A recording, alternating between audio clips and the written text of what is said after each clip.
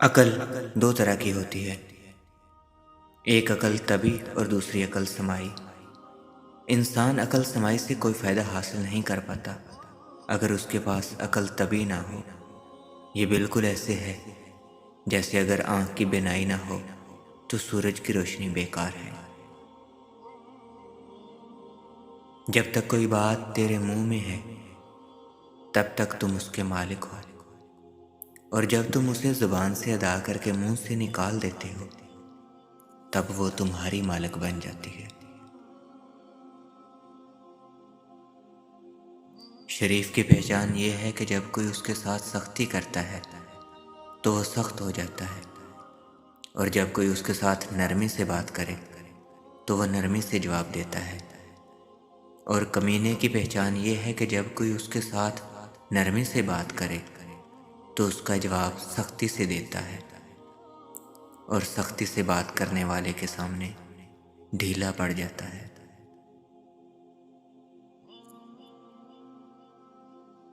جب کوئی آدمی کسی دوسرے آدمی کے عیب کی تلاش میں رہتا ہے تو ایک وقت آتا ہے کہ اسے اس کا کوئی نہ کوئی عیب مل ہی جاتا ہے۔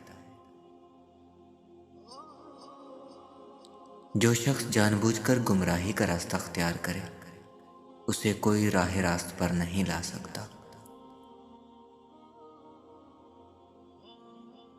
کبھی اچانک تمام کام درست ہو جاتے ہیں اور کبھی طلبگار ناکام رہتا ہے، اور میں نے اللہ کو اپنے ارادوں میں ناکامی سے پہچانا۔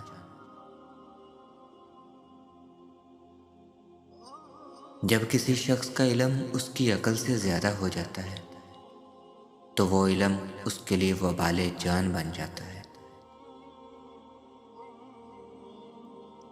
صدق و یقین کے ساتھ سوئے رہنا اس نماز سے کہیں بہتر ہے جس کے پڑھنے میں یقین شامل نہ ہو۔ جب عقل کامل ہو جائے تو کلام کم ہو جاتا ہے اور آدمی اکثر صحیح بات کرتا ہے۔ ایک شخص نے جناب علی کرم اللہ وجہہ سے سوال کیا، انسان مختار ہے یا مجبور؟ آپ رضی اللہ عنہ نے جواب دیا، اپنی ایک ٹانگ اٹھاؤ۔ اس شخص نے اپنی ٹانگ اٹھائی، تب آپ نے کہا، اب دوسری بھی اٹھاؤ۔ وہ بولا، میں اس سے مجبور ہوں۔ تو آپ نے فرمایا، یہی مثال مختار اور مجبور کی ہے۔